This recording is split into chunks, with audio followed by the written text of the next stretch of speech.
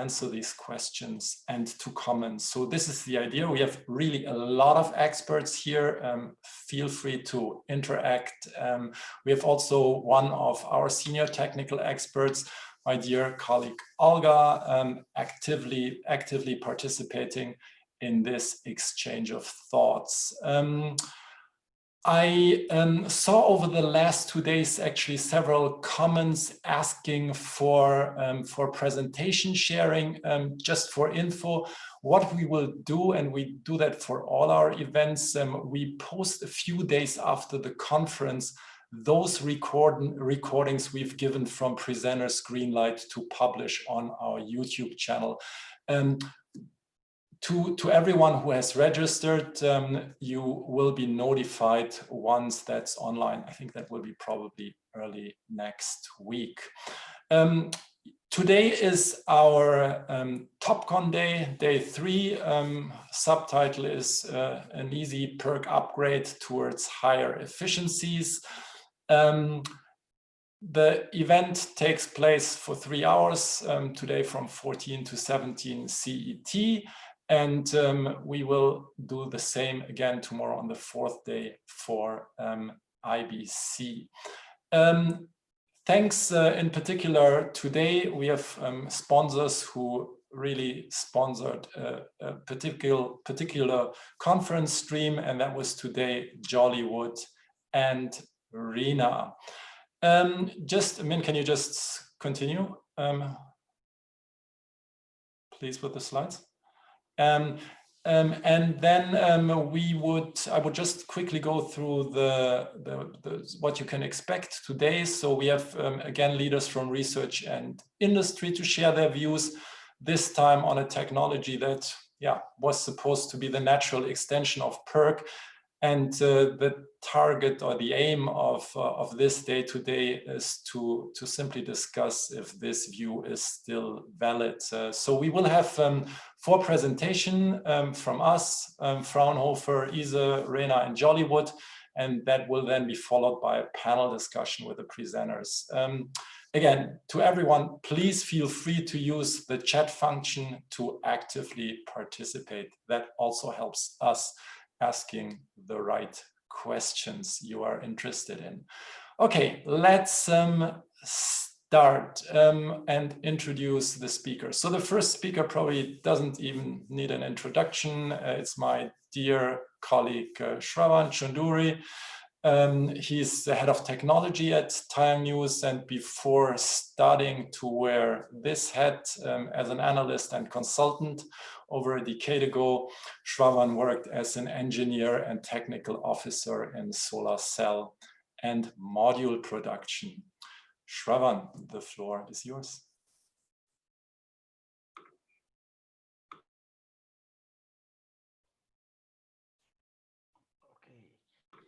Thank you very much for the introduction, Michael.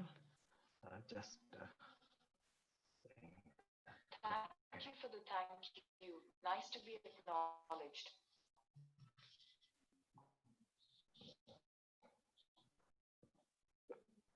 I'm just sharing my screen. It's coming. Okay, great. Okay, once again, thanks, Michael, for this introduction. Hello, everyone. Welcome to my presentation. I'm Shravan Chunduri from TaiyangNews. I'm head of technology. Today, I'm going to give updates on TOPCon technology. The title of my presentation is TOPCon Update, Past Status and Future Developments. Before going into the main topic of my presentation, I would like to take this opportunity to provide a brief introduction of our company. We are actually 2 companies, and we have 2 platforms. TaiyangNews is an open platform. That means we publish reports on advanced PV technologies, and we also publish the market surveys on various production equipment and process consumables. The differentiation with TaiyangNews is that it's an open platform. That means all the publications can be accessed for free. Whereas Mishko is our consulting arm through which we provide services, of course, at a fee. So our services include the communication strategy development, technical research, market intelligence, and advanced cell architectures and all technology related stuff. So with our consulting reports, we actually go pretty much deep into each of the subject. And as you can already see that our open platform already provides quite a bit in depth, but we can even go further further into the details. Here I will quickly guide you through the different high efficiency, cell architectures, progressing from PERC to IBC. As you can see from this big table, I think this is quite a lot of text in it.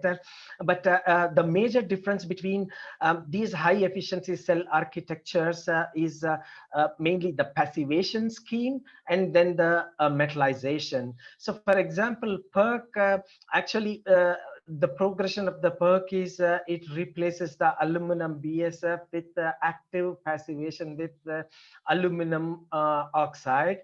Whereas with PERT, not only the both the front and rear are passivated, they are also actively diffused. They are totally diffused on the rear side. Of course, the front side is anyway totally diffused. Even the rear side is also totally diffused with PERT. And with Pearl, it's a slight modification from PERT. So that means here the rear has a local diffusion. Just under the locally diffused at the metal contacts, and passivated contacts, which is actually today's topic, TOPCon. So TOPCon is actually the name of the passivated contacts developed by Fraunhofer ISE. So here, a ultra thin silicon oxide layer is applied that allows the charge carriers to tunnel through, and then polycrystalline silicon is deposited over it, which is of course a doped one. And then, so probably you might have also already heard about the heterojunction yesterday, but just a recap, that heterojunction is formed between the doped crystalline silicon substrate N-type or P-type, and then it's sandwiched between the two oppositely doped amorphous silicon layers and intrinsic layers inserted in between. So IBC is creating alternate regions of N and P-type region on the rear side, and all the contacts are brought onto the rear side so that the entire front surface is open for the front light absorption.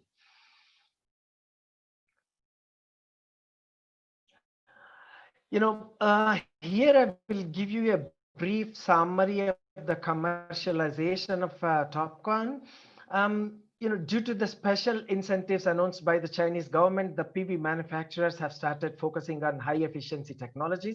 So the wider deployment of PERC and bifacial technology have actually largely benefited from this stimulus packages. However, PERC has surprised the industry not only in terms of capacity, but also its rapid development in terms of efficiency. So actually many have considered that PERC would reach its efficiency threshold. I mean, the theoretical, not the theoretical, sorry, the practical efficiency threshold very soon. Of course, it's a different story that PERC has also surprised the industry in this aspect. But for companies that want to look beyond PERC, heterojunction was one option, but heterojunction requires a completely different manufacturing setup, and it also requires different know-how.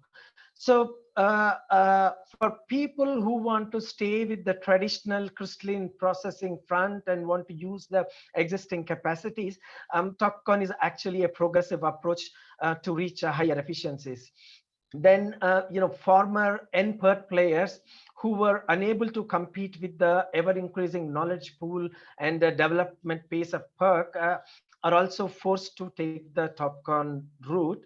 So this interest in TOPCon has actually motivated several equipment vendors to develop machine platforms for TOPCon. In fact, TaiyangNews has also covered the TOPCon quite extensively as part of our report, on high efficiency cell technologies published last year.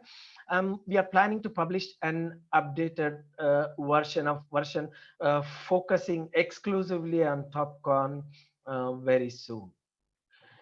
So, looking into the past, TopCon had several similarities as perks. So this is also a nice chart shown by Yifeng from Trina Solar. If you see perk during the inception days, like 2015 or 16, when perk had also several questions. So what kind of substrate it should be?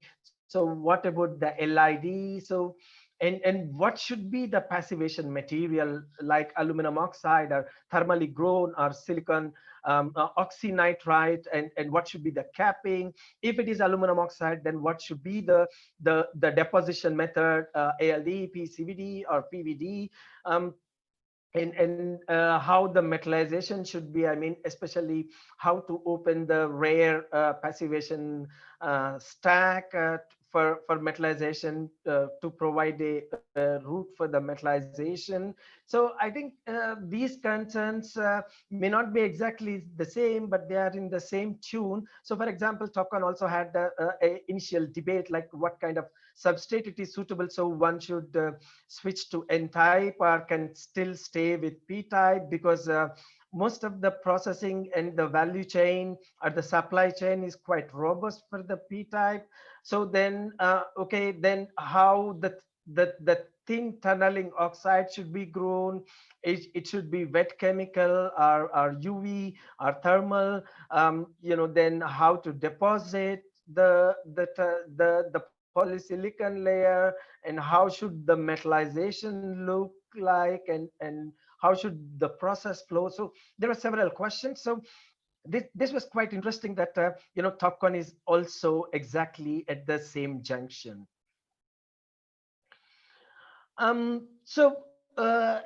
Today's despite these questions, today's industrial passivated contacts somewhat attain to a kind of a standard. So it's right now it's implemented on N-type and on the rare side. That means a stack of a tunneling oxide and doped polysilicon are added to the right side of a typical PERT cell, as you can see here. So here is the tunneling oxide, and then here is the polysilicon. Then again, it is capped with silicon nitride, as it is done with on the top side. Whereas the passivation scheme, since it's an N-type substrate, the top layer would be aluminum oxide, like it's an inverse of the PERC. So actually, many believe that passivated contacts is kind of a line of extension to PERC. That's because passivated contacts is very close to the current mainstream in terms of manufacturing. So as I mentioned, so the crux of the process is really to apply the ultra thin silicon oxide film doped with the polysilicon layer, which comes on the top. Actually, there are several variants of the passivated contacts process flow. One way is to start with formation of the boron emitter, like majority of the Chinese makers are following. It is also possible to start with a flow by accomplishing rare surface engineering first, followed by the front side processing. Actually, this method is followed by or promoted by SEMCO, as you can see here. So this is basically the process flow, what they are promoting. So depending on the process flow equipment used, now the process also requires masking and wet chemical treatment steps. Annealing and removing the wraparound are also very important part of the industrial process. And most important change, I mean, apart from these specific to passivated contacts, emitter formation with boron is also more complex than using phosphorus. And same as with the heterojunction, cleaning is also very key to the success of the TOPCon. So specific solutions from wet chemistry are available from companies like Rena.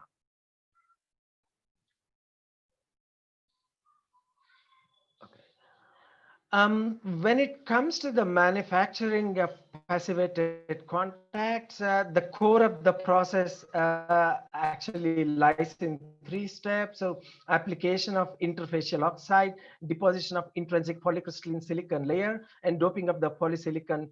uh, so during the inception phase of PERC, nearly every known deposition technology used for PV is promoted for this application with different degree of availability. So I'm still referring to the past. So that means LPCVD, PCVD, APCVD, ALD, even PVD tools from various vendors are promoted for this core job of producing passivated contact cells. But however, LPCVD was the most widely used technology. All LPCVD tools promoted for passivated contacts today enable the growth of tunneling oxide, polysilicon in the same run without breaking the vacuum. So all these tool vendors are also offering in situ doping, so at least as an option. And um, these tools were offered for a throughput of 3,000 to 4,000 wafers per hour. So this comparison table is actually status of the last year, and we will of course update it in the current year's report. When looking at the deposition technologies, that were promoted for passivated contacts, as you can see from here, so every technology has its advantages and limitations. So if you compare, LPCVD was more or less the technology that was really the available technology, and it also scored very high in every aspect. So for example, very good layer quality, optimal throughput, and ability to do all the processes in one single loading step. One of the major bottleneck of this technology is really the wraparound, what you can see here. So um, but wraparound is actually one of the very major drawback of this technology, which is actually annoying in commercial production, and it's definitely not easy to ignore. But on the other hand, every alternate technology that is competing with the LPCVD in this space is coming with wraparound free. So PCVD is actually taking the next place. So it really fulfills all the requirements. So previously there were not so many companies that were offering, but this is changing. And if you see APCVD, it has been around for quite some time. The technology has also been implemented in mass production for other technologies such as IBC and Pearl. But for passivated contacts approach, APCVD tools offer a simple process and support a good throughput level. But APCVD has one problem, that the growth of tunneling oxide has to be accomplished externally. This might be one problem with the technology, whereas a PVD actually magnifies the throughput advantage of APCVD, but also comes with external deposition of tunneling oxide. Um, what is also interesting here is a PALD is a specific technology developed by Lead Micro. So when we published our last year's report, so it was not really clear how the technology works, but now also the company is very secretive about their technology. But what is really known is they're able to enter into mass production with an unidentified customer. Then the metallization is another important part of the passivated contacts. So the technology actually requires a special paste system. Most importantly, the rare paste actually it should act very controlledly. That means it should go through it should establish a reliable contact with the polysilicon layer, but it uh, the tunneling oxide. So the requisite for such a paste is it must be it has to be fired at a relatively low temperature. On the other hand, the typical, because passivated contacts is coming from the PERT background, where the emitter pastes are used silver aluminum doped silver paste, and they typically require high temperature. So I think that was the main drawback. And initially, I mean, at least till last year, a lot of companies were using the PERC paste. If you remember, the PERC paste typically required low temperature firing compared to the BSF. So now it is also it's the same, like though they required a little bit low temperature, but the current practice, I mean, the practice was to use PERC emitter paste to the rare side of the passivated contacts. But of course, plating could also be an interesting option here. And Reina has developed a real specific tool that has a approach. So Holger will speak in next session. So he will provide more details into it. And now coming to the current passivated contact development. So right now, I think already I hinted in my previous slide. So there are few developments. So the most emphasis is put on to reduce the process, the simplify the process sequence. So how to simplify that? Basically, previously it was used LPCVD. That means there is a deposition, wraparound, and to remove wraparound, you need a lot of cleaning steps. So avoiding that would be really the key. So in light of this, PCVD is really becoming a preferred technology. So as I mentioned previously, there were not so many tool suppliers available, but right now there are several. So something like companies like Centrotherm and Jinchen, several Chinese companies are also taking the PCVD route and developing tools.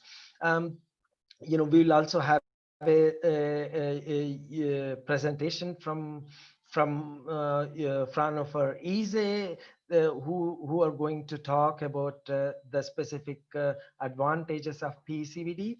Then Jolly would also develop a TOPCon 2.0 process that's based on so-called POPAD, POPAD. I think we will also have a session on the developments of TOPCon technology at Jollywood next in this conference. Then, as I already mentioned, Lead Micro has also entered into the mass production, and that not only that, then the traditional LPCVD guys, they are also making a lot of effort to improve their systems. So, for example, Simco has presented at CSPV that they have a very large system that can do higher throughputs and also is compatible for larger wafers.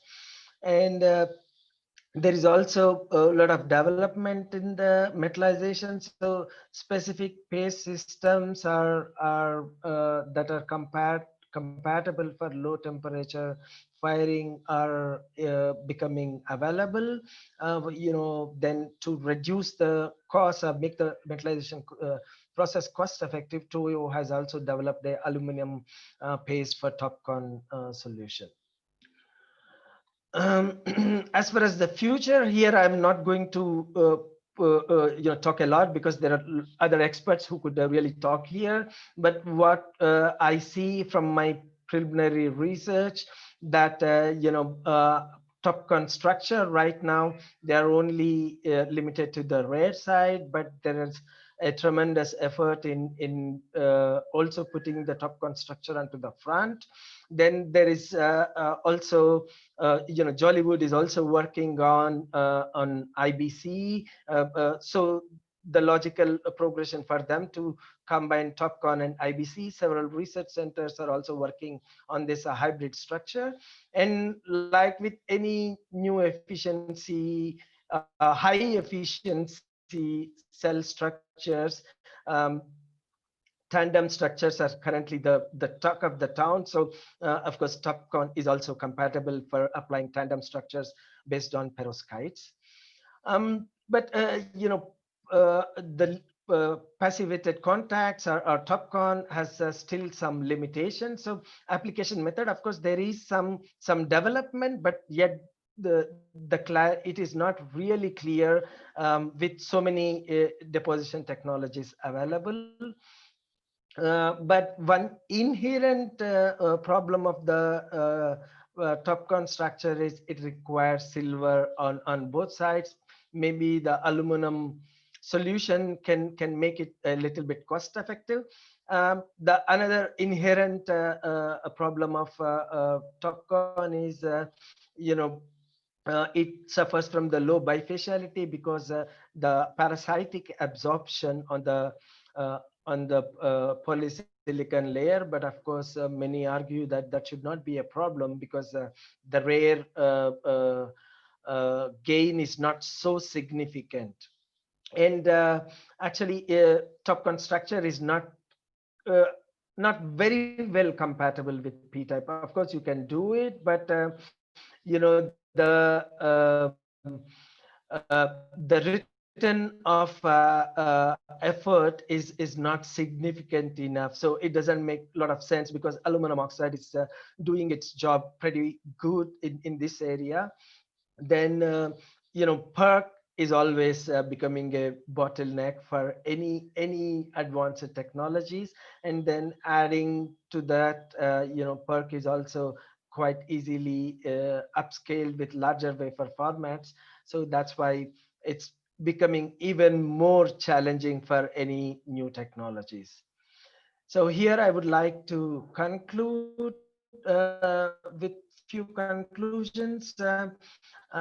Passivated contacts is currently viewed as an extension to PERC, and technology indeed at the same level as PERC, during its inception. So LPCVD was predominant in past. There is definite development in LPCVD to make it more compatible, but PCVD is really now increasingly preferred. And what I not mentioned is yes, there is also scope for other technologies like PVD and PEALD. The fully compatible paste that would really help to reap the complete benefits of the TOPCon structure are under development, and I think the first or second generation pastes are already out there. Issues with the deposition methods and metallization pastes are expected to be addressed soon, but low bifaciality and more importantly competition from PERC will remain persistent threats to passivated contacts. Thank you very much for your attention. If you have any questions, I would love to answer. Thanks, Shravan. We'll give you the opportunity for two of those questions or one. Let me just check. Oops. that I see that once again. I think there's one interesting question from Niels Harder from ISFH. He kind of said the process for TOPCon shown by you, Shravan, did not show a rear side polishing, single side etching step after the texture, such it is done for PERC.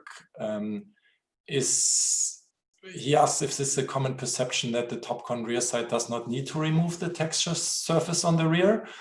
So do you have an answer on this? Yeah, so no, I think I think everyone, it's not really the common perception. So probably I missed it when I'm doing the graph, but no, of course, people realize that this step is important. No. Okay, okay. Again, so I think very simple, I think you can answer. So, how many steps are required to upgrade production lines from PERC to TOPCon in cell and in module assembly? Yeah, so it depends on the process. So, but for if you take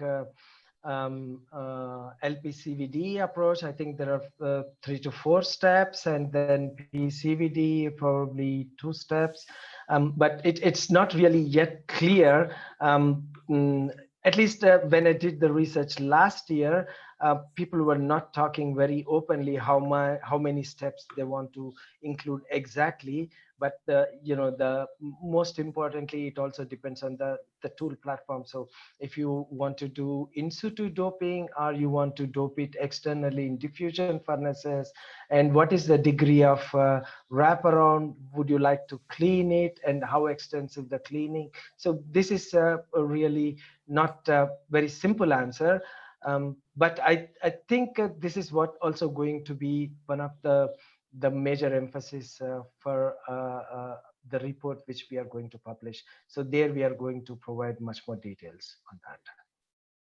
Okay, super. Thanks, Shravan. I think we will continue later on the panel. Thanks for the moment. Thank you. Let's continue. So the next speaker that we have comes from an important entity, not only for this reason, but also for many